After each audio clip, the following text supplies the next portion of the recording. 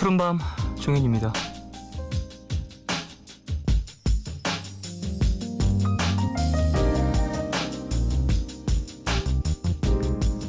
미국의 한 대학에서 젊어지는 법, 생기를 되찾는 법에 대한 연구 중에 밝혀진 내용에 따르면요, 그 어떤 약품보다 이것이 혈색을 돌게 하는데 탁월한 효능을 보였다고 하는데요. 연구진들을 당황시킨 이것의 정체는 바로 설렘이었다고 하죠.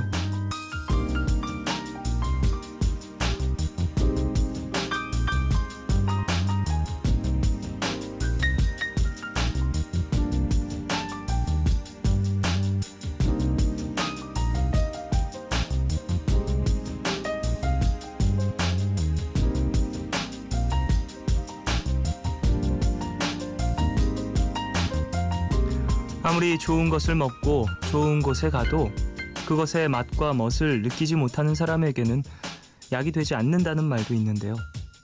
감정 에너지가 우리에게 미치는 영향이 그만큼 강하다는 의미이기도 하겠죠. 설렐 수 있는 자유는 누구에게나 있는 거니까요. 그리고 그 대상이 꼭 그 혹은 그녀일 필요도 없는 거죠. 7월 2일 오늘과 내일 사이, 여기는 푸른밤입니다.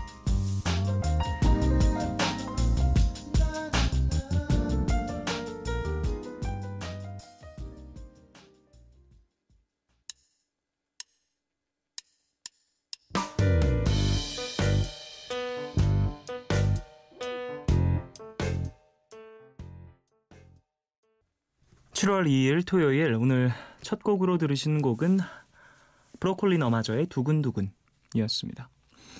네, 오프닝에서 이제 설렘에 대한 이야기도 해드리고 이어서 두근두근 들려드렸어요. 네. 설렘. 그래요. 꼭 사람에게만 설렐 필요는 없죠. 내가 좋아하는 이, 관심 가는 이, 그녀에게만 설렐 필요도 없이 좀 내일 있을 일들, 이런 것들 좀 생각의 전환이 있으면 되게 설렐 수 있는 것 같아요. 내가 변하면 세상 모든 게 이제 새롭게 다가오는 거잖아요. 여러분들은 좀 설레는 게 뭐가 있으신가요? 저는 설레는 거 뭐가 있지? 제가 설레는 것도 물론 좋아하긴 하지만 좀 뭔가 이런 두근대는 감정, 이런 걸 좀 꺼리는 것 같다는 생각을 요즘 최근에 해봤어요. 그래서 그러다 보니까 새로운 곳을 가는 걸 좀 별로 안 좋아하고 막 변화하는 걸 좀 즐기지 못하는 건 아닌가라는 생각을 해봤는데, 오늘 또 이제 소개해드리면서 다시 한번 생각을 하게 되네요. 그래요. 이런 설렘을 즐기는 분들도 많이 계시지만 익숙하지 않은 사람들은 조금은 두려워하기도 하는 것 같습니다. 저처럼요. 근데 이게 또 혈색을 돌게 하는데 탁월하다고 하니, 슬슬 저도 좀 설렘을 찾아봐야겠죠. 혈색이 좀 안 좋아졌어요, 요즘에. 여름 돼가지고 더워서 쉽지가 않습니다. 오늘 토요일이에요. 미드나잇 스포일러와 함께합니다. 영화 전문기자 신기주 기자님 모시고요. 3부는 여러분의 이야기와 신청곡들로 채워지는 코너죠. 너의 얘기, 그리고 푸른밤 준비되어 있어요. 방송 중에 참여 원하시는 분들은 짧은 건 50원, 긴 문자와 사진 첨부 문자 100원이 추가되는 샵 8000번으로 사연 보내주시고요. 무료인 미니 어플 카카오톡 메신저로도 참여 가능합니다. 푸른밤은 마운티아, 인터파크 투어, 한국닛산, 한진관광, 자유투어, 다운잉산업, 유록스, 부영주택, 경동 나비엔과 함께합니다.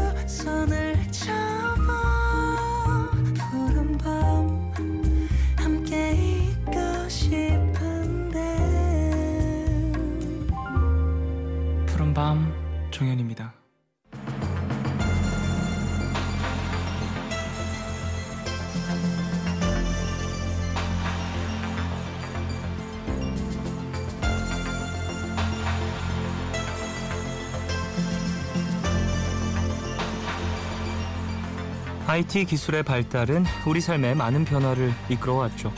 그중 하나가 바로 스마트폰인데요.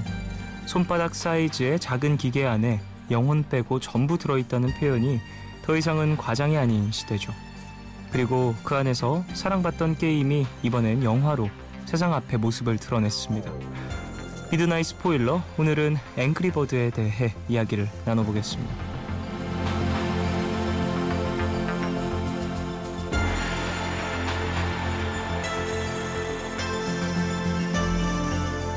영화, 경영, 경제, 건축 인터뷰 전문 기자 신기주 기자님 어서 오십시오. 네, 안녕하세요. 안녕하십니까. IT 기술의 발달, 휴대폰, 스마트폰. 머리 아파. 네. 하지만 우리가 나눌 얘기는 또 이제 게임 얘기입니다. 스마트폰이 발달을 하면서 자연스럽게 이 스마트폰에서 하게 되는 게임이라든지 많은 앱들도 발달이 된 것 같아요. 네, 영화, 경영, 경제, 건축, 게임 인터뷰 전문 기자. 네. 제가 게임 회사에 관련된 책을 쓴 적이 있지요. 그 플레이라는 그 넥슨 아시죠? 예, 알죠, 네, 바람의 나라 이런 거 만들었던 회사죠. 관련된 책을 썼었는데 사실은 이게 뭐 그 책을 쓸 때도 고백했고 이 자리에서도 얘기할 수 있지만, 그러니까 게임 회사에 대해서는 잘 알지만 게임에 대해서는 잘 모르죠. 괜찮습니다. 제가 많이 아니까요. 예, 안 그래도 그 말씀 드리려고 했어요. 게임에 대해서는 반면에 이제 종현 씨가 하드코어 게이머인 걸로. 그렇습니다. 그러면 이 질문 안 할 수 없는데 무슨 게임 제일 좋아하세요? 저는 모든 게임을 거의 다 했어요. 컴퓨터 게임도 하고 콘솔 갤러그. 게임도 하고 네. 휴대폰 게임도 하고 심지어는 이제 오락실에서 했던 게임들. 저 오락실 기계가 집에 있어요. 아케이드 게임. 네, 아케이드 게임 그 기계가 집에 있어요. 정말로 친구들 오면 100원씩 내라고 그러고. 그렇습니다. 이런 거? 예. 그것도 게임이네. 네. 그런 식으로 이제 옛날 추억도 이제 되새기고 하는데 좀 요즘에는 이렇게 키덜트라고 하죠. 네. 어른이 돼서도 어렸을 때 즐겼던 그런 문화들을 이제 매니악하게 즐기시는 분들이 많이 생기다 보니까 네. 자연스레 그런 문화들도 이제 방대하게 펼쳐지는 건 아닌가라는 생각도 드네요. 굉장히 정확한 말씀해 주셨는데 네네. 그 처음 새로운 기술이 등장하면 네. 그래요. 두 가지의 1차적인 반응이 오거든요. 소비자들한테. 이 기술을 갖고 네. 하나는 이제 일을 할 것이다. 또 하나는 놀 것이다. 오락을 하고. 네. 예.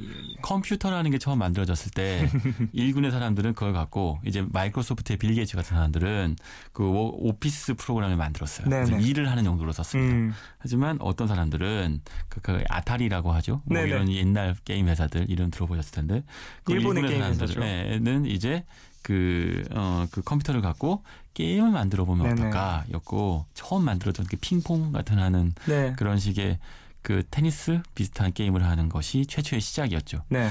그때부터. 근데 놀라운 건요. 게임의 역사를 따져보면 처음부터 요즘 알고 있는 MMORPG 게임들, 이른바 게임을 통해서 그러니까 새로운 세계를 만들어내겠다는 사람들이 그 당시부터 등장해요.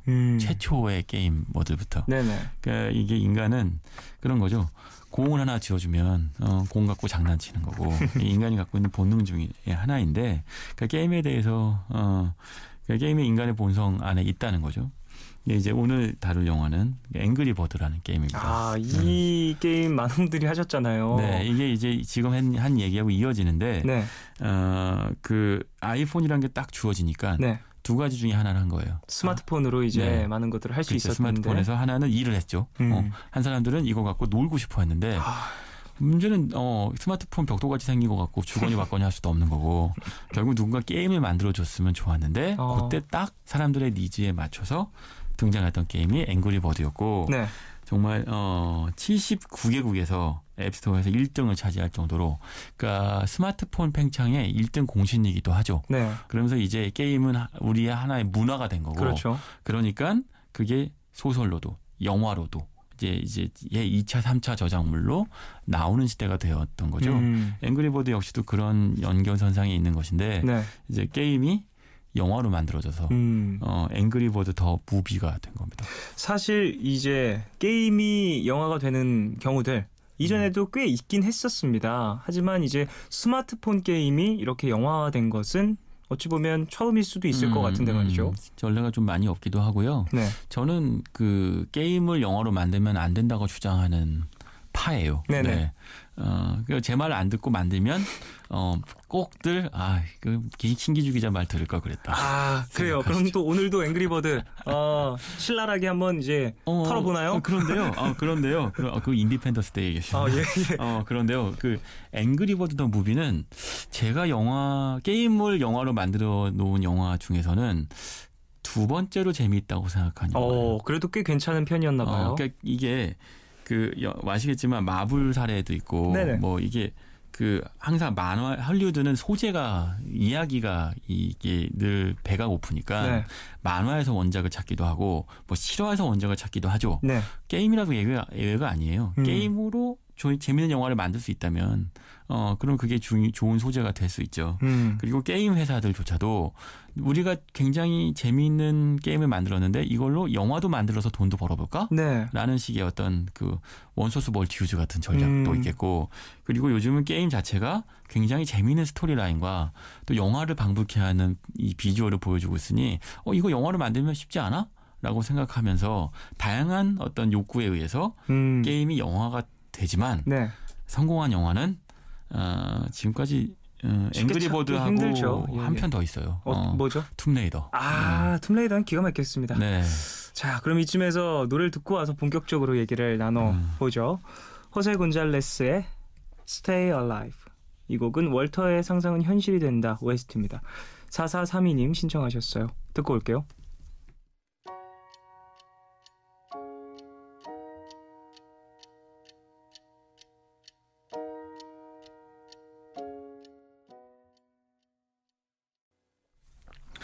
네, 노래 듣고 왔습니다. 호세 곤잘레스의 Stay Alive 들었어요. 자, 영화 얘기, 게임 얘기 같이 나누고 있었는데 툼레이더 그리고 앵그리버드가 꽤 괜찮았다. 툼레이더부터 앵그리버드까지 그 사이에 많은 게임을 영화로 만든 영화들이 무덤에 들어갔죠. 네. 들어가서 다시는 나오지 못한 걸로. 부활하지 못했죠. 물론 보시게들 레지던트 이블 같은 영화들도 있었어요. 하지만 툼레이더를 보고 많은 게임 제작사 또는 영화사들이 게임보다 더 재밌는 영화도 가능하겠구나 싶었는데 지나고 생각해 보면요, 거기에는 아주 강력한 배우가 한 명 있었죠. 이른바 갑자기 이름 기억이 안 나지? 안젤리나 졸리.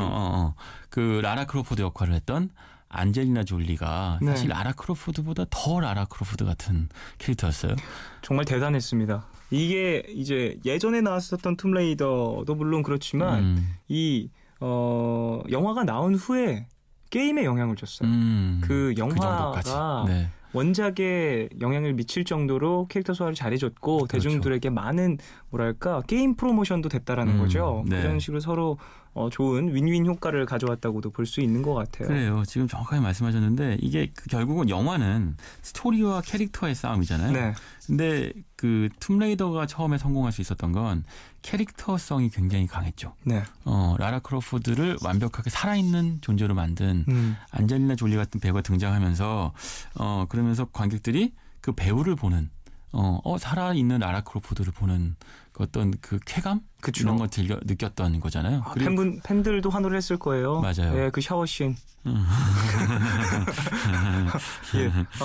기자님도 환호를 하셨죠? 갑자기 앵그리버드가 되네요. 네. 그럴 수 있습니다. 그랬는데 그 이후의 영화들은 예를 들면 저도 게임을 많이 해본 적은 없지만 좋아하는 게임 중에 하나가 있었어요. 슈퍼마리오. 예. 하지만 슈퍼마리오를 영화로 만들어졌을 때는 관객들이 외면했거든요. 그 스토리와 캐릭터가 게임과 의 싱크로도 떨어질 뿐더러 그리고 영화에서는 게임을 넘어서는 형태의 촘촘한 스토리라인이 필요했는데 그냥 게임 안에 있었던 그 헐거운 스토리를 그냥 그대로 영화로 구현하고 살아있는 슈퍼마리오 아저씨예요 정도로 만족하지 못했다는 거죠. 사실 개연성이라는 게 좀 떨어질 수 있습니다. 게임이라는 문화 자체가 이제 쌓은 역사 자체에서도 조금은 아케이드 게임들은 더더욱이나 그렇고요. 그런 게임들이 이제 영화가 됐을 때는 좀 더 일반 관객들도 이해할 수 있을 정도의 스토리텔링을 만들어줘야 하는데 맞아요. 그런 부분들이 조금은 미약했다는 거겠죠. 근데 이거를 사실 영화 전문가들이 모르겠어요. 알면서도 알죠. 뜻대로 되지 않는 거죠. 그런데 앵그리버드 네. 오늘의 주인공인 이 두 가지 목적을 이룹니다. 캐릭터하고 스토리가 둘 다 탄탄하게 받쳐줘요. 그게 사실은 전 좀 놀라웠거든요. 네. 왜냐하면 제가 사실은 그 앵그리버드를 만든 회사가 핀란드에 있는 로비오라는 그렇죠. 게임 회사인데 직접 가서 취재를 해본 적이 있어요. 네네. 근데 이때 아이러니하게도 그때 한참 그 앵그리버드 더 무비를 기획하고 있을 단계였어요. 그래서 우리가 앵그리버드 더 무비란 그 영화를 만든다라고 했을 때 이제 제가 취재 갔던 기자였는데 속으로 이렇게 생각했죠. 이 회사도 끝이 보이는구만. 이렇게 또 이렇게 문어발식 확장 시작하네. 게임 이제 뭐 한계지. 뭐 하나 된다고 문어발식 확장하고. 그렇구나. 그래요. 이제 뭐 끝났나 보다. 앵그리버드도라고 생각했죠. 근데 사실 그게 그럴 수밖에 없었던 게 그 로비오 엔터테인먼트가 앵그리버드라는 단일 게임으로 네. 굉장히 폭발적인 인기를 끌고 돈도 많이 벌었지만 후속작이 없었어요. 딱히 없었죠. 네, 그래서 이 앵그리버드를 갖고 사실 당시에 어떻게 했냐면 그 스타워즈하고 프랜차이즈 계약을 맺어서 그 루카스 필름하고 네. 앵그리버드의 스타워즈 캐릭터를 입혔던 거죠. 그래서 뭐 예를 들면 그 앵그리버드 게임 해보신 분들 아시겠지만 빨간색 주인공이 있어요. 그 빨간 그 환한 새가 있죠. 이 빨간 새가 이제 뭐 루크고 뭐 검은 새가 뭐 다스베이더고 뭐 이런 식으로 캐릭터를 입혔어요. 이거 무슨 뜻이냐면 앵그리버드라는 게임 자체는 해보신 분들은 아시겠지만 아주 단순한 게임이잖아요. 던져서 폭파시켜서 거기에 있는 돼지들을 죽이는 거. 그렇죠. 그리고 알을 구해온다 이거죠. 아주 이 단순성이야말로 스마트폰 안에서 성공했던 요인이지만 그러니까 스토리가 없고 캐릭터가 구체적이지 않으니까 그 캐릭터와 스토리를 빌려온 거죠. 스타워즈에서. 그러니까 앵그리버드가 확장하기 위해서 그 스타워즈 안에서 루크, 다스베이더, 레이야 이런 공주들의 캐릭터들을 빌려와야 될 만큼 그 이 스토리 안에 게임 안에 이야기와 캐릭터가 구체적이지 않았던 거예요. 그러니까 그런 사람들이 더 무비 영화를 만든다고 하니 영화가 되겠어? 라고 생각했던 거죠. 그럴 수 있죠. 그리고 뭐 TV 시리즈도 만든다고 하는데 그때 같이 그 영화 제작사에 그러니까 이 로비오에 갔을 때 봤던 건 뭐 헐리우드에서 또는 여기저기서 영화 제작 전문가, 드라마 제작 전문가를 초빙해 와서 만들었는데 돈은 있었던 거죠. 제작진을 만들었으니. 그렇죠. 그러니까 그렇지만 이 사람들이 곧 있으면 그냥 흐지부지 떠나겠구나. 이게 사실 이전 앞선 나쁜 사례들 때문에 생겼던 선입견이었던 그럴 수 있겠죠. 거예요. 이 영화를 보니까 그렇게 느껴졌거든요. 그리고 나서 시간이 흘러서 영화가 나왔는데 제가 계속 얘기하는 건 이 영화가 캐릭터와 스토리가 탄탄히 갖춰진 영화더라는 거예요. 그러니까 일단 그 간단하게 설명을 드리면 그 레드가 있어요. 여기 보면 그 레드, 옐로우, 블랙 이런 이제 세 캐릭터들이 있죠. 정말 외우기 쉽죠. 네. 색깔만 보면 알 수 있어요. 외우기 쉽죠. 이거 뭐 초등학생들도 바로 이제 이해할 수 있는 그런 캐릭터들이에요.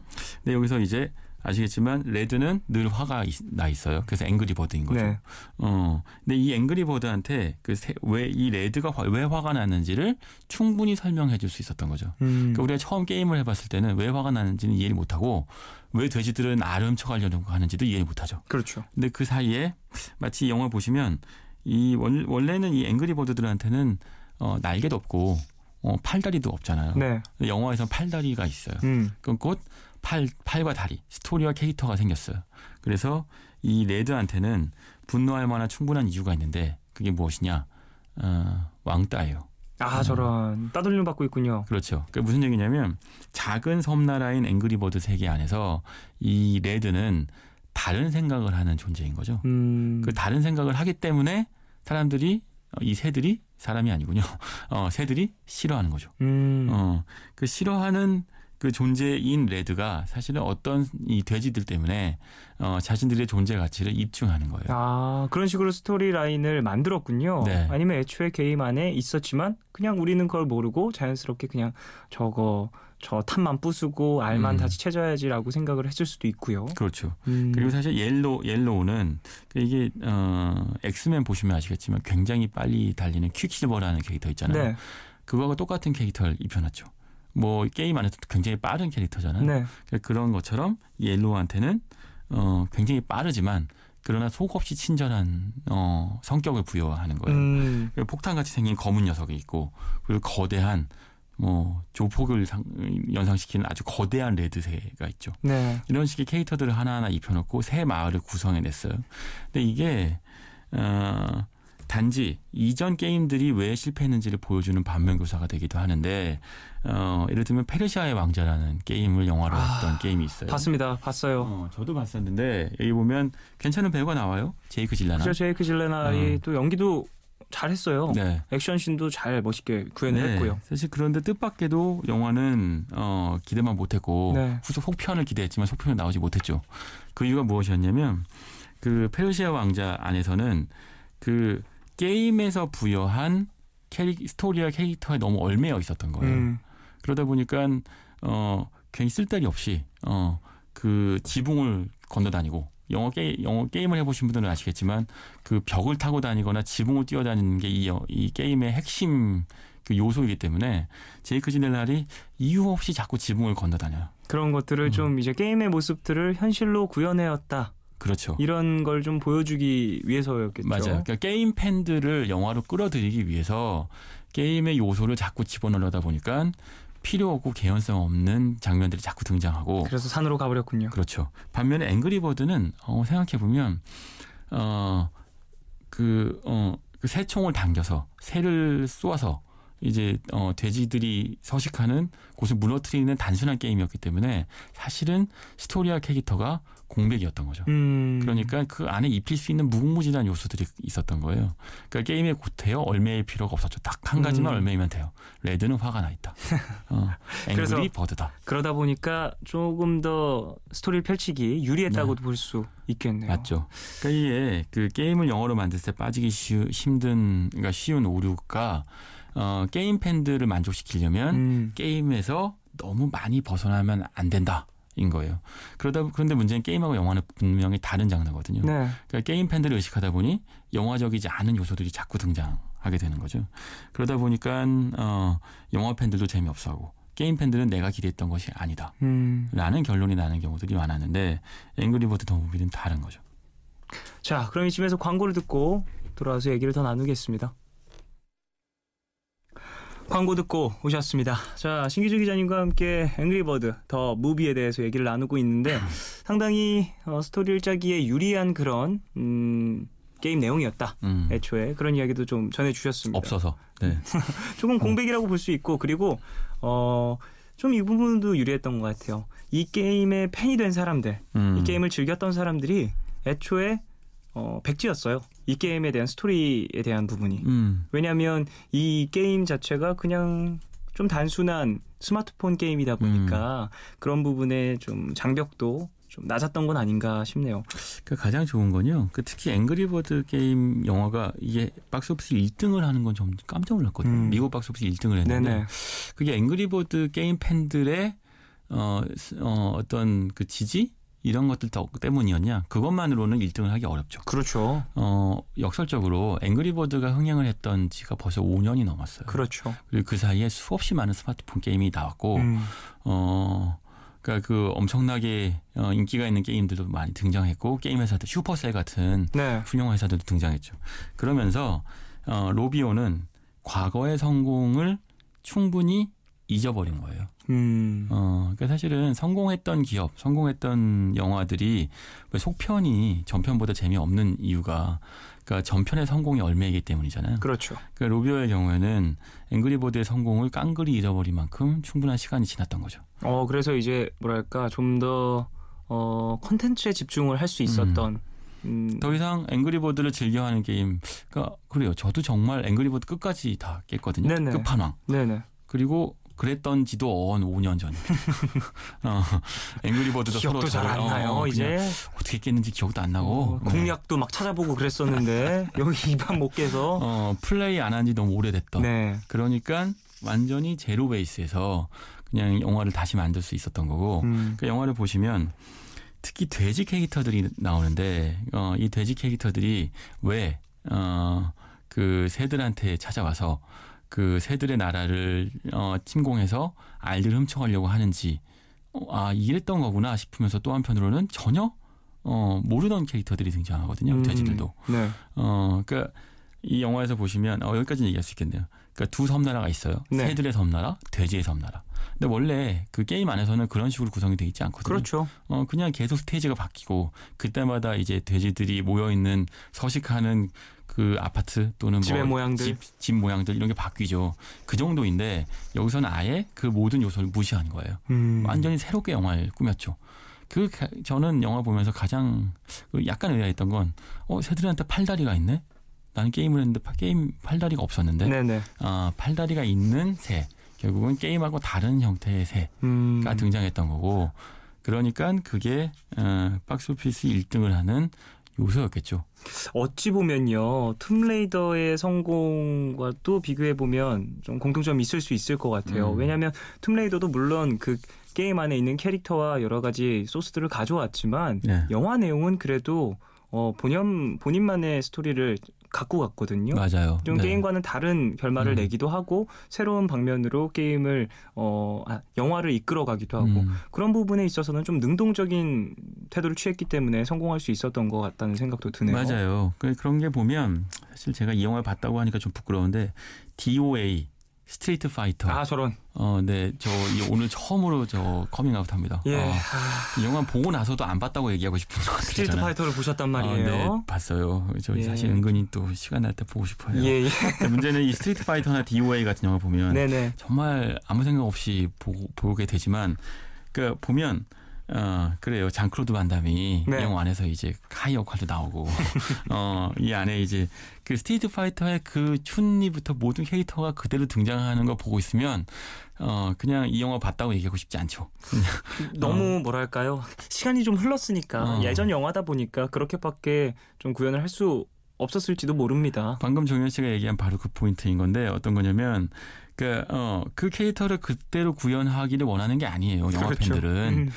그 안에서 그 각자의 새로운 캐릭터와 새로운 이야기로 이 게임에서 보지 못했던 그 스토리라인에 빠져들고 싶어 하는 것인데 그냥 게임을 그대로 구현한다고 하면 게임 팬들도 봤지만 봤다고 얘기하고 싶지 않은 거죠. 이거 뭐 홍길동도 아니고요. 말할 수 없는. 예. 자, 노래 한 곡 듣고 와서 얘기를 좀 더 나눠봐야 될 것 같습니다. 줄리 델피의 A Watch for a Night 듣고 올게요.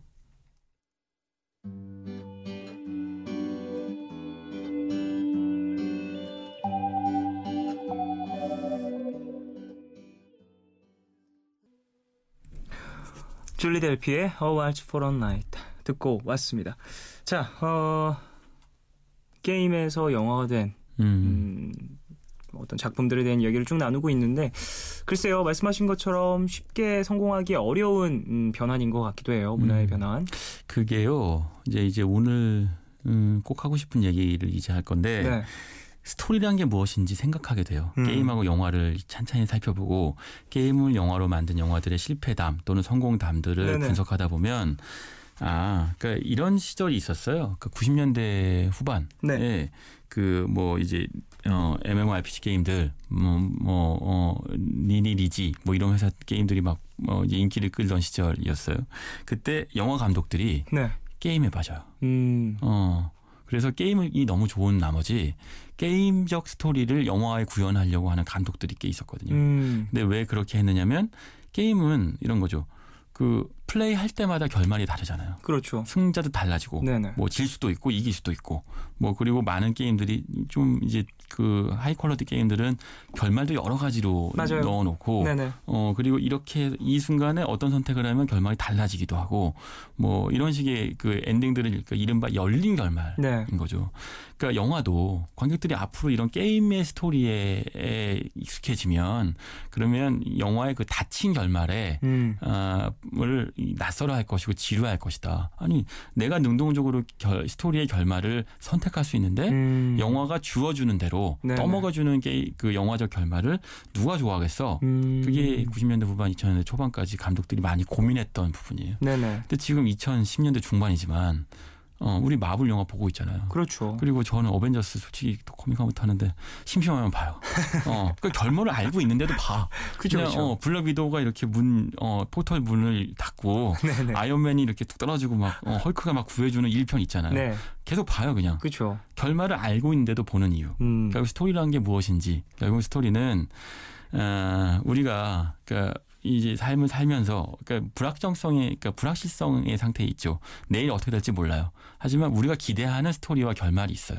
그거는 뭐 선이 이긴다, 또는 뭐 영웅이 이긴다, 또는 뭐 사랑이 이루어진다 같은 우리의 인생은 열린 결말이지만 기대하는 닫힌 결말이 있는 거죠.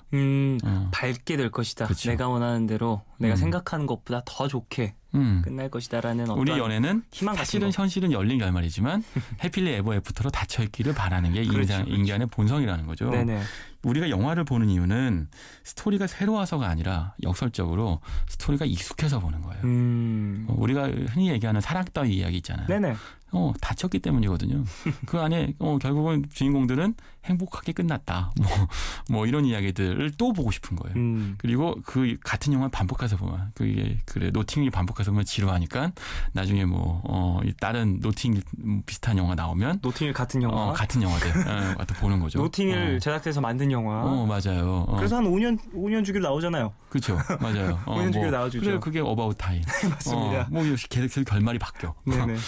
하지만 사실 비슷한 결말이야. 결국 그 어바웃 타임 결론도 열린 결말보다 닫힌 결말이 좋더라. 네네. 이런 얘기죠. 결국은 게임이라고 하는 스토리의 어떤 그 접근성과 그 영화의 스토리의 접근성이 다르더라는 거예요. 결국 두 이야기는 아주 비슷한 비주얼, 그 볼거리들을 보여주고 캐릭터들이 등장하는 건 맞지만 전혀 다른 문화더라는 거죠. 그거를 받아들이고 나서 이제서야 그렇다면 게임을 영화로 만들 때는 결말이 닫혀야 되는구나. 자, 앵그리버드에서 보면요. 네. 이 영화 그 어떤 집단 안에서 어떤 인물이 다 남다른 꿈을 꿔요. 그리고 나서 그러다 보니까 뭐 성격도 다르고 화가 나요. 그래서 왕따 당해요. 하지만 굴하지 않고 자신의 주장과 신념을 펼치다가 결국은 주변 자기가 속한 친구들한테 인정받고 다르다는 걸 인정하게 되었다. 저 이거 주토피아에서 한번 했던 건데. 그렇죠. 맞아요. 애니메이션이 갖고 있는 뭐랄까 더불어 사는 세계에 대한 이야기.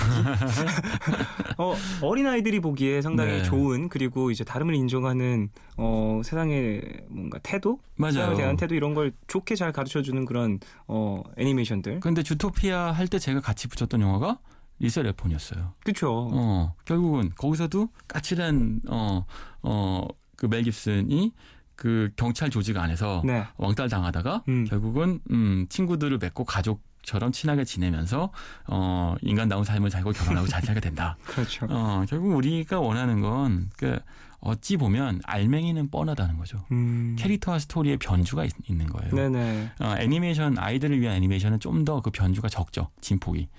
성인들을 위한 영화에서는 좀 더 진폭은 많지만 반전도 주고 알맹이는 늘 동일하죠. 앵그리버드는 결국 이제서야 게임 회사들이 영화와 게임의 차이를 직시하기 시작한 것 같아요. 결국은 앵그리버드 더 무비에서는 아주 전형적인 닫힌 결말 구조 안에서 게임 팬들 또는 영화 팬들이 좋아할 만한 캐릭터만 살려서 그 안에서 보편적인 이야기를 끌어내는 거죠. 그러니까 박스오피스 1등을 하게 되는 거고. 그러네요. 저도 게임 영화 소개할 만 하겠네 라는 생각을 하게 되는 거죠. 사실 이제 게임 영화라는 게 앞으로도 계속해서 많이 나올 겁니다. 나올 수밖에 없고요. 왜냐하면 이제 매니아층들이 전 세계적으로 많이 생기고 있고, 그 외에도 이제 몸집이 커진 게임 회사들이 게임만으로 국한되지 않고 많은 문화 활동을 하기 위해서 움직이고 있기 때문이거든요. 근데 이런 것 같기도 해요. 그 중국의 텐센트 또는 한국의 넥슨 또는 텐센트가 인수하긴 했지만 슈퍼셀 같은 큰 회사들이 있어요. 이런 회사들이 이제는 예전의 게임 회사들은 그 헐리우드 거대 스튜디오들이 벌어들이는 그 시장 규모가 부러워서 내 게임 갖고 영화로 만들고 싶다라는 생각을 했을 테지만 지금은 게임 시장의 규모가 영화를 압도하고도 남을 만큼 커졌죠. 그렇죠. 이제 스마트폰의 보급 혹은 이제 고사양 컴퓨터의 보급률이 이제 전 세계적으로 높아지다 보니까 맞아요. 자연스럽게 시장의 크기가 압도가 될 수밖에 없는 것 게임 같아요. 회사의 규모가 헐리우드 메이저 스튜디오 못지않고 네. 웬만한 상장 회사 못지않게 커졌기 때문에 더 이상 내 게임을 갖고 영화로 멀티유즈에서 자 여기서 게임에서 번 돈을 영화로도 벌어보고 싶다가 아니에요. 게임 그 자체의 콘텐츠의 퀄리티를 유지하는 게 훨씬 중요한 거죠. 이제는 구태여 영화로 낭비할 필요가 없는 거예요. 아, 그렇군요. 이제는 그래요. 이제 갑의 관계가 바뀌었달까?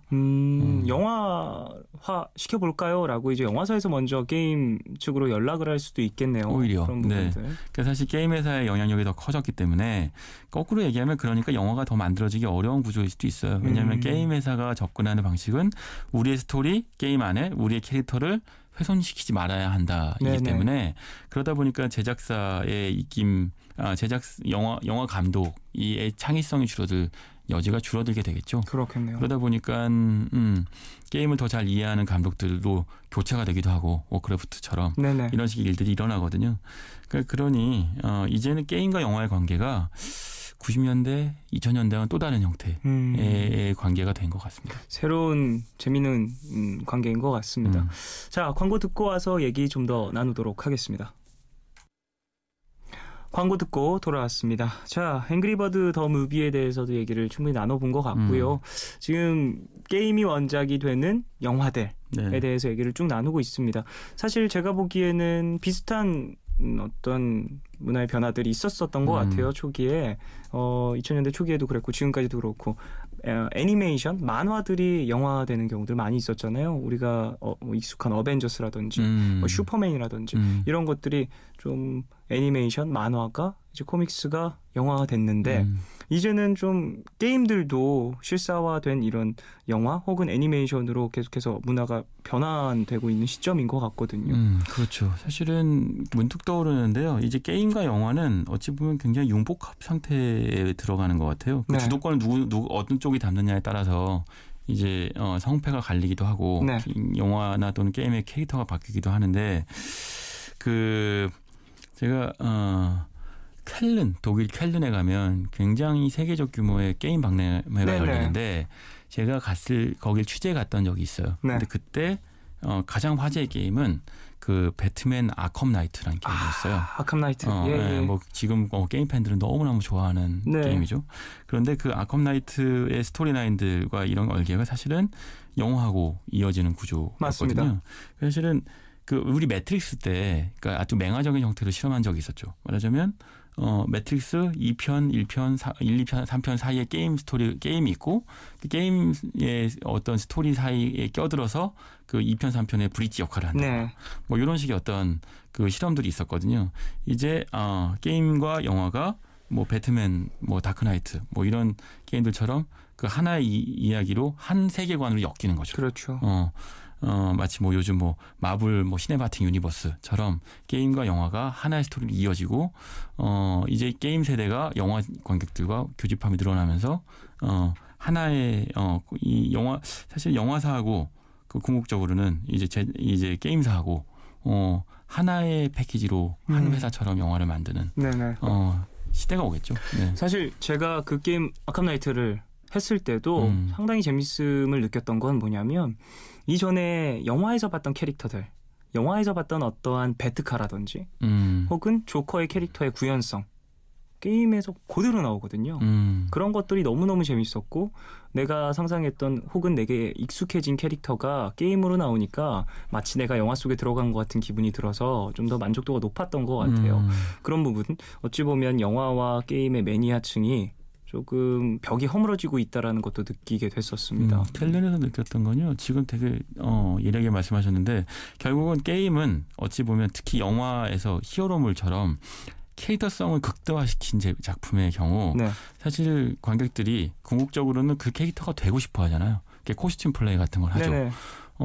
그 캘린 같은 거는 코스튬 플레이 시장이 굉장히 크고 그 현실에서는 코스튬 플레이를 하고 게임 안에서는 결국 그 캐릭터를 작동시키면서 내가 그 캐릭터가 된 것 같은 어떤 동일감을 느끼고 이게 영화의 어떤 스토리의 완성인 거죠. 결국은 닫힌 결말, 열린 결말이 하나의 어떤 열리면서 닫힌 결말이 되는 그렇게 스토리 산업이 진화하고 있는 게 아닌가 싶습니다. 자, 오늘도 게임에서 영화가 된 영화와 게임이 연결이 된 많은 작품들의 얘기를 나눴는데요. 이제 슬슬 마무리를 해봐야 될 것 같습니다. 다음에 또 재밌는 게임 영화 나오면 그때 또 소개를 해주십시오, 기자님. 그래, 오늘 밤 무슨 게임을 할까요? 오늘 휴대폰 게임이 좋지 않을까요? 네, 누워서 간만에 앵그리버드를 해볼까. 그래요. 다 깼는데. 다시 깨면 또 어려울 겁니다. 네, 그렇죠. 자, 그러면 신기주 기자님 여기서 보내드리고요. 3부로 저는 돌아오도록 하겠습니다. 신기주 기자님 안녕히 가세요. 네. 네, 노래는 뇌태풍의 첫사랑이 생각나는 이 밤. 은하 해방전선 삽입곡입니다.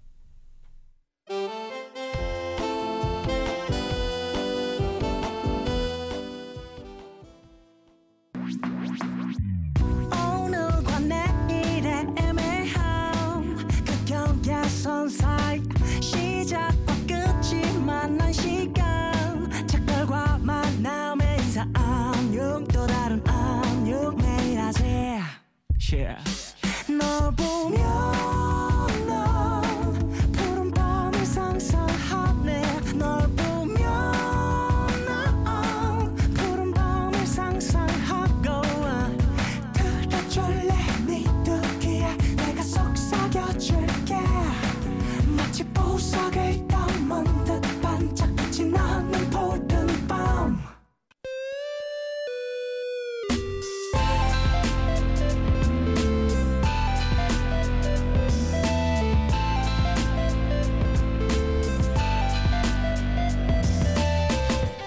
푸른밤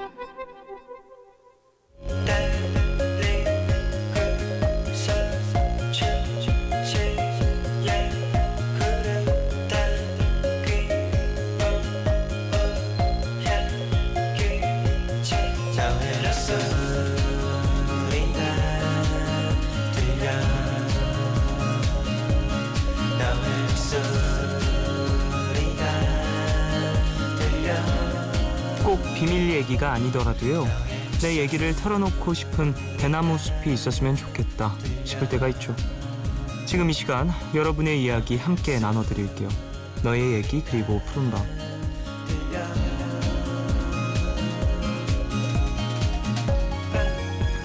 이 시간 참여 원하시는 분들은요. 푸른밤 홈페이지 사연과 신청곡 게시판에 글 남겨주세요.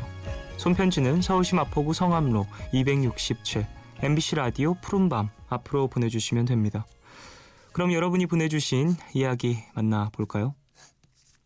김수연님, 다음 달에 취향이 정말 잘 맞는 친구랑 대구 여행을 가기로 했어요. 여행 일정을 짜야 해서 지도를 보면서 가고 싶었던 곳들을 하나하나 정리를 하고 있는데 가고 싶은 곳이 너무 많아서 탈이네요. 여행 가는 것도 좋지만 가기 전에 준비하는 과정들이 참 좋은 것 같아요. 괜히 설레는 기분. 와, 얼른 놀러 가고 싶어요. 라고 보내주셨습니다. 다 여행의 일부죠. 여행을 준비하는 그 시간, 그리고 돌아와서 집까지 들어가는, 휴식하는 것까지, 그리고 추억하는 것까지 여행의 일부인 것 같다는 생각도 많이 해요. 물론 제가 여행을 많이 다니진 않지만, 많이 다니는 게 아니라 아예 안 다니지만, 이런 설레임 가득한 좀 문자를 보다 보면 저까지도 좀 들썩들썩해집니다. 잘 다녀오시고요. 친구랑 같이 다녀오시니까 또 이야기 잘 나누셔서 두 분 모두 좀 만족하는 여행 만드시길. 5466님, 집에서 시험 공부하면서 듣고 있어요. 척척한 방에 쫑디 목소리가 울려 퍼지니 왠지 모르게 힘이 되네요. 라고 보내주셨습니다. 그래요. 좀 즐거운 공부 시간이 되시길. 사실 공부하시면서 푸른밤 들으시는 분들 많이 계시는데 다들 힘 좀 얻어가시길 바라고요. 진짜 늦게까지 공부하시면서 이제 막 지치고 힘들고 내가 왜 이러고 있나 이런 생각 많이 하실 수도 있는데 다 그 시간들이 모여서 본인의 또 미래에 좋은 밑거름이 될 겁니다. 5517님, 김현서예요. 유학생활로 마음이 너무 지쳐버렸어요. 그래서 트라우마도 생겼고요. 스웨덴 세탁소에 답답한 새벽 듣고 싶습니다. 라고 보내주셨어요. 그래요. 유학 어느 곳에도 또 시간 보내고 계시는지 모르겠지만 푸른밤 함께 하시면서 좀 힘내시길 바라겠고요. 힘든 마음이라든지 이런 것들 사실 타지에 있으면 커질 수밖에 없는 것 같아요. 가족들에게 혹은 친구들에게 연락하시면서 마음 좀 달래시고 그럴 시간적 여유가 좀 안 되신다면 푸른밤 함께 하시면서 또 고향의 이야기를 좀 전해 들으시길 바라겠습니다. 스웨덴 세탁소의 답답한 새벽 듣고 오겠습니다.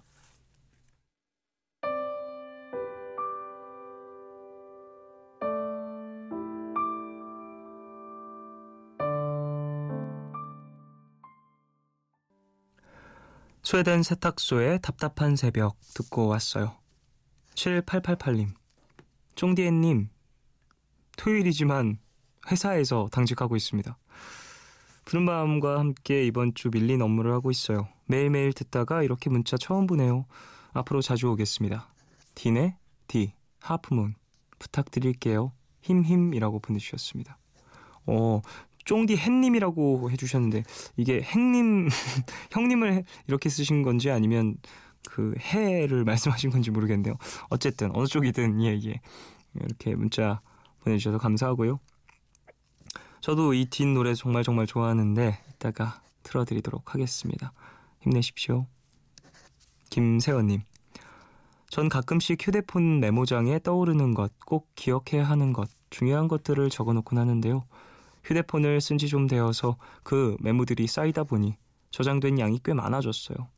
그래서 오늘 그동안 썼던 것들을 쭉 보는데 그 당시 어떤 생각이었는지 뭘 했는지 다 보이더라고요. 마치 일기를 읽는 기분이었어요.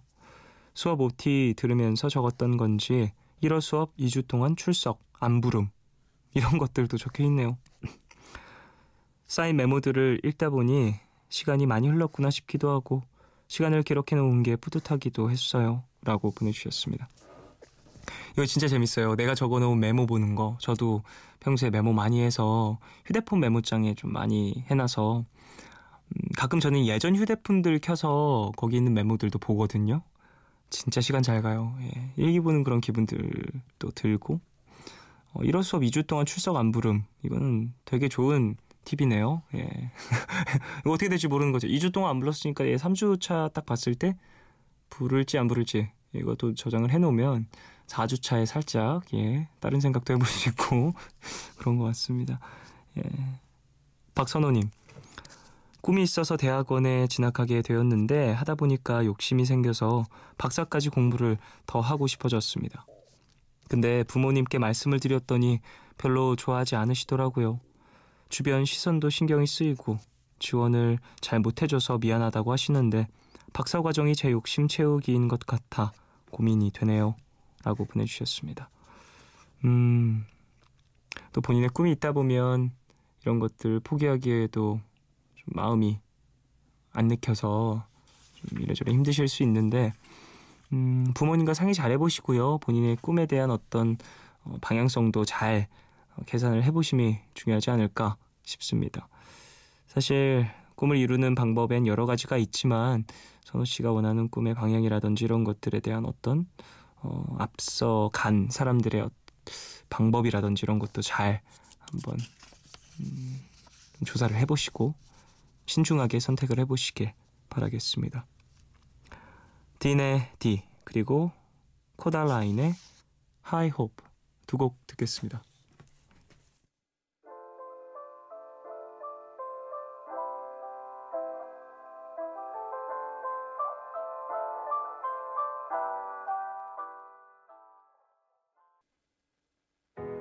Broken bottles in the hotel lobby. Seems to me. 딘의 디 그리고 코달라인의 High Hope 두 곡 들었어요. 김정원님, 2008년 여고생 시절 학교와 집만 왔다 갔다 하던 저에게 일탈이라고 할 수 있었던 건 새벽 4시에 일어나서 부모님 몰래 듣던 라디오였어요. 학교에선 점심시간이면 교실 컴퓨터로 몰래 사연을 올리고 새벽에 라디오를 듣다가 사연이 소개되면 설레어하고 근데 그 모든 걸 까마득히 잊고 8년을 지냈어요. 오늘 우연히 그때 듣던 라디오 홈페이지가 아직도 남아있는 걸 발견했는데 제가 쓴 사연도 그대로 있더라고요. 계주 선수로 처음 출전했는데 추월당해서 친구들에게 미안했던 날, 버스를 잘못 타서 저만의 아지트를 발견했던 날, 내가 이렇게 순수했었나 싶기도 해서 조금은 슬프기도 하고 요즘 취준생으로 너무 팍팍하게 살고 있는 건 아닌가 싶기도 했어요. 그때로 다시 돌아가고 싶진 않지만 그리움이 몰려드는 밤이네요 라고 보내주셨습니다. 그래요. 여러 가지 마음들이 담겨있는 그런 사연인 것 같아요.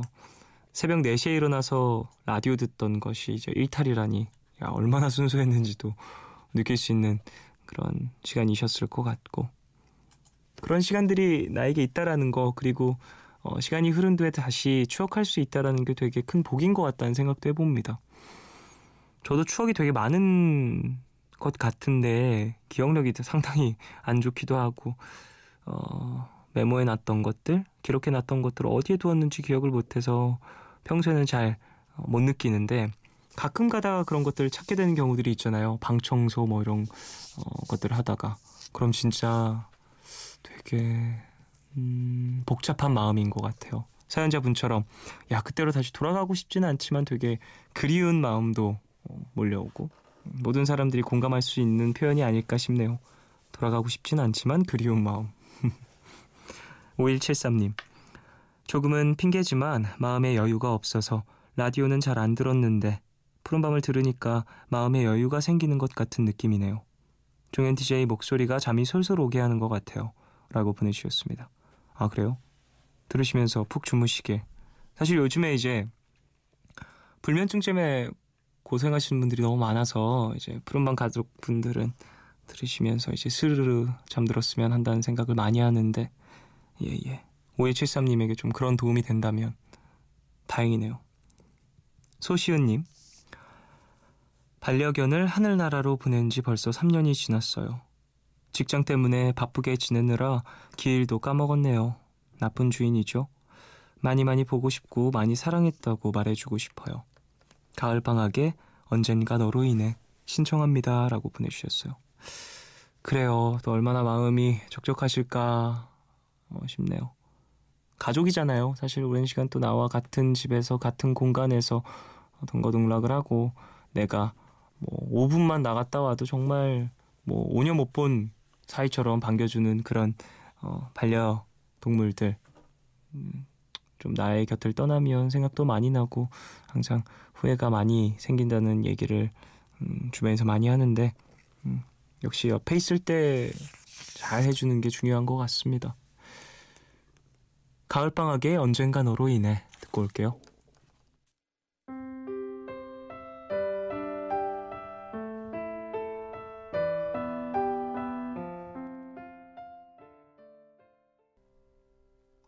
가을방학에 언젠가 너로 인해 듣고 왔어요. 0333님 내일 축가를 부르러 가는데요. 제 노래를 듣고 예비 부부가 과연 행복해할지 걱정이 되네요. 진심을 담아 축하하는 마음으로 잘 부르고 올게요. 보이스투맨의 One Sweet Day 신청합니다 라고 보내주셨습니다. 이 곡 부르시나봐요. 아닌가? 이 노래 진짜 어려운데 노래 실력 완전 대단하신 분. 저는 축가를 부르게 되면 대부분 한국 노래 좀 많이 부르는 것 같아요. 제가 원래 한국 노래 좀 많이 좋아하기도 하고 그분들에게 이제 직접적인 가사로 드릴 수 있는 어떤 미션이라든지 이런 것들을 신청하기도 합니다. 예전에 그런 거 했던 것 같아요. 뭐였지? 제가 존박 씨 노래 왜 그럴까라는 노래를 불렀었어요. 축가로. 그래서 예전에 푸른밤에서도 얘기를 했었던 것 같은데 왜 그럴까 나올 때마다 뽀뽀 부탁드립니다 라고 근데 좀 한두 번 일을 하다 보니까 조금 식상한 것 같은데 좀 업그레이드 시킬까 싶어서 왜 그럴까가 나올 때마다 이제 곱하기로 두 번 나오면 두 번째 나온 왜 그럴까에선 2번, 세 번째 왜 그럴까에선 3번 이렇게 네 번째 나온 왜 그럴까에서 4번 이렇게 부탁을 드렸었는데 이제 몇 번 그렇게 하다 보니까 마지막에 노래 끝날 때 왜 그럴까 이 가사로 애드립을 계속해서 했었던 그래서 끊임없는 뽀뽀를 보았던 기억이 나네요. 좀 이런 축가는 잘 부르든 못 부르든 되게 많은 사람들이 행복해질 수밖에 없는 그런 시간인 것 같아요. 물론 잘 부르면 더 좋죠. 김소희님 안녕하세요. 아빠 차에서 잠깐 들은 적은 있지만 제가 챙겨 듣는 건 오늘이 처음인 중학교 3학년 청취자예요. 여기 학생들도 사연 많이 보내나요? 평소에는 휴대폰만 만지작거리는 시간에 이렇게 라디오를 들으니까 어색하면서도 되게 재밌어요. 앞으로 자주 챙겨 들을게요. 나윤권과 아이유의 첫사랑이죠. 신청해요 라고 보내주셨습니다. 학생분들 사연 많이 주시죠. 공부하시면서도 많이 보내주시고요. 예. 그 외에도 또 많은 분들이 함께 해주고 계시긴 한데 소희씨 그래요. 중학생이시라고요. 잠 안 올 때 푸른밤 오시면 재밌는 얘기 많이 나눌 수 있으니까 종종 찾아주시길 바랍니다. 근데 좀 중학교 땐 자야죠. 이 시간에. 0635님. 오빠가 공군 훈련 6주를 마치고 휴가를 나왔는데요. 끝나서 다시 들어갔어요. 고3이라 바빠서 얘기도 많이 못하고 짜증만 냈던 게 마음에 걸리네요. 군 생활 잘하고 아프지 않았으면 좋겠어요 라고 보내주셨습니다. 아이고 이런 게 좀 있는 것 같아요. 이제 가족인데 괜히 차갑게 굴게 될 때 물론 시간이 조금 흘러서 후회가 돼서 이렇게 푸른밤에도 사연을 보내주셨지만 나중에는 직접 얘기를 해서 그때 좀 미안했어. 내가 좀 더 따뜻하게 해줬어야 되는데 나도 좀 정신이 없고 해서 그랬었네 라고 좀 지나가듯이라도 얘기를 해주시면 따뜻함을 더 느끼지 않을까 싶네요. 오빠분 힘내서 군생활 마치시길 바라고 사연자분도 힘내셔서 공부 잘 하시길. 6449님 안녕하세요. 안양에 살고 있는 학생입니다. 이제 시험인데 눈에 다래끼가 났어요. 공부해야 되는데 눈이 너무 부어서 아파요. 건강이 최우선이긴 하지만 시험도 중요하고 위로 좀 해주세요 라고 보내주셨습니다. 아이고 다래끼 나는 게 대부분 피곤해서 나는 것들이 대부분이잖아요. 건강관리도 중요한데 시험 잘 마무리하셔서 좀 컨디션 회복도 신경 쓰시길 바라겠습니다. 힘내요. 보이스투맨의 One Sweet Day 그리고 나윤권 아이유의 첫사랑이죠. 두 곡 듣겠습니다.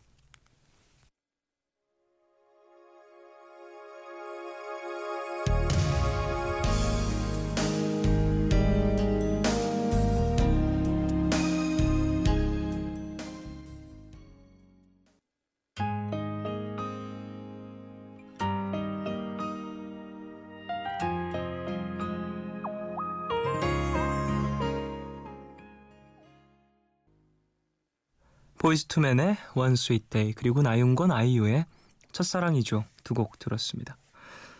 4366님 종강하고 오늘 제주도에 있는 집으로 내려온 대학생입니다. 정말 오랜만에 집에 있는 라디오를 켜서 푸른밤을 듣네요. 집에 오니 그동안 힘들었던 게 다 사라지는 기분이에요. 행복하네요. 반가워요 라고 보내주셨습니다. 그래요. 지금 고향집 가신 거죠? 네. 가족들과 그리고 고향 친구들과 좋은 시간 많이 보내시고요. 제주도 저도 되게 좋아하는데 가보고 싶네요. 또 오랜만에. 근데 전 가을, 겨울에 가는 게 제일 좋은 것 같아요. 왠지. 좀 여름에 밖에 나가는 거 진짜 좀 꺼려서. 예. 어쨌든 좋은 추억도 많이 만드시고 올라오시길. 허미경님. 오랜 친구들이 집에 놀러와서 떡볶이를 먹으며 하루를 보냈어요. 이제 결혼도 하고 애기 엄마가 된 친구들이 신기하기도 하고 제가 키운 것처럼 기특하기도 하고 그러네요. 이 행복의 기운을 푸른밤에도 샤샤샤 전해드려요. 뭐죠 이거? 루사이트 토끼의 꿈에선 놀아줘 신청해요. 이거 친구들을 만나셨다고 친구를 만나느라 샤샤샤를 여기에 또 보내주신 것 같아요. 그래요 미경씨. 예. 유행이 좀 지났죠. 예, 샤샤샤. 예. 한 2주 정도 들으신 것 같은데요. 예. 어쨌든 친구들과 좋은 추억 많이 만드셨길 바라고요. 앞으로도 종종 이런 모임 있으면 더 좋지 않을까라는 생각도 해봅니다. 9568님. 여기는 부산입니다. 신발장 정리에 밀린 설거지에 두 아이가 난장판으로 만들어 놓은 주변 정리까지 오늘 하루 일과를 마무리하고 오랜만에 얼굴에 팩 하나 붙이고 푸른밤 듣고 있네요 라고 보내주셨습니다. 부산이시군요. 고생하셨습니다. 오늘 하루도 전쟁 같으셨죠. 예, 마무리 잘 되시고 또 이제 팩도 하셨으니까 좀 편하게 푹 주무시길 바라겠습니다. 유지수님, 오랜만이에요. 대학생활 때문에 많이 지쳐 있었는데 그래서인지 종강하고 나니 집에만 있어요. 톡이 와도 보고 싶지가 않아요. 21살, 많은 걸 경험해야 할 나이인데 이렇게 집에만 있어도 괜찮은 걸까요? 라고 보내주셨어요. 괜찮아요. 예, 집에서 멍하니 있는 것도 되게 좋은 시간이고 중요한 시간입니다. 내 머릿속에 이제 시간을 좀 정리할 그런 기회가 되고요. 21살 밖에 많이 돌아다닐 나이다라고도 얘기를 하지만 집에 있는 사람들은 21살 때도 집에 있습니다. 저도 그랬고요. 예, 괜찮습니다. 지수씨, 내키지 않는다면 집에 있는 것도 좋아요. 나가고 싶으면 나가서 신나게 노는 거고요. 루사이트 토끼의 꿈에선 놀아줘 듣고 오겠습니다.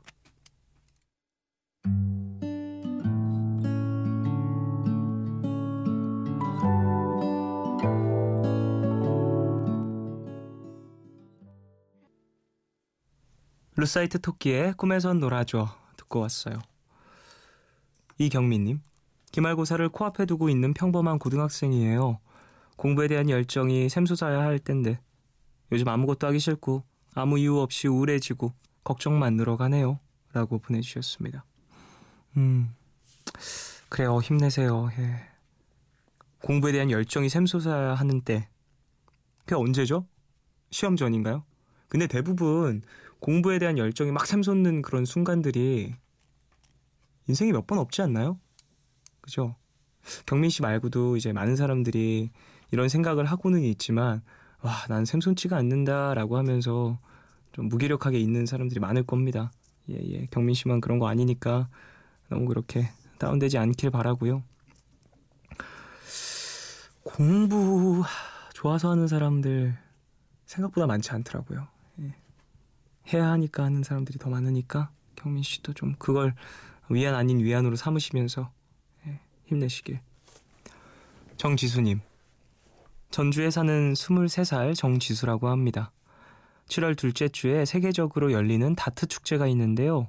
둘이서 한 팀이 되어 토너먼트로 진행이 되고 상금도 꽤나 큰 이 대회에 저와 저희 소유팀이 참가를 하게 됐습니다. 근데 날이 갈수록 긴장이 돼서 그런지 연습한 만큼의 결과가 안 나오네요. 요즘 상심이 큰 저희 팀원에게 막둥이인 제가 응원의 메시지를 전달해보려고 사연을 보내요. 캡틴 소유 언니, 정신적 지주 진호 오빠, 감독님 수진 오빠, 에이스 명수 오빠를 비롯해 다트하는 많은 언니 오빠들, 정정당당히 겨루고 즐기면서 다들 좋은 성과 있길 바래요. 푸른밤에서도 응원해 주실 거죠? 라고 보내주셨습니다. 이런 좀 축제도 있군요. 다트 축제. 저는 사실 이런 것들 잘 모르긴 하는데 그래요. 이렇게 모여서 좋은 결과를 또 만들기 위해 열심히 준비하고 있는 거 너무 멋있고요. 좋은 결과 또 내셔서 좋은 결과를 못 내더라도 또 즐거운 축제 즐기시면서 추억 만드시길 바라겠습니다. 결과가 어떻게 되는지 푸른밤에도 한번 다시 사연 보내주시면 감사하겠습니다. 3170님, 올해부터 3주간 유럽 여행을 떠나요. 여행할 생각을 하니 벌써부터 마음이 몽글몽글해집니다. 존 메이어의 Stop This Train 신청해요 라고 보내주셨습니다. 유럽 여행 잘 다녀오십시오. 존 메이어의 Stop This Train 듣겠습니다.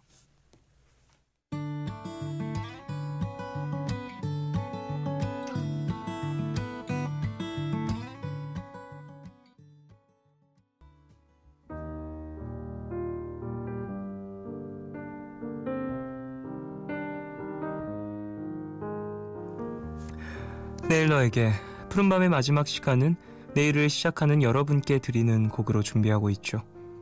오늘 준비한 곡은 홍갑의 11시에 봅시다 라는 노래인데요. 외출이 귀찮은 집돌이, 집순이들이 특히 공감할 만한 가사입니다. 이불이 따뜻하네, 내가 들어있네, 커다란 애벌레, 나가기 싫어지네. 밤새 따뜻하게 만들어놨는데 아침 11시에 보자던데 할 얘기가 좀 있다던데. 이불이 너무나 부드러워 어떡하지? 나가기 싫어요. 밤 11시에 봅시다.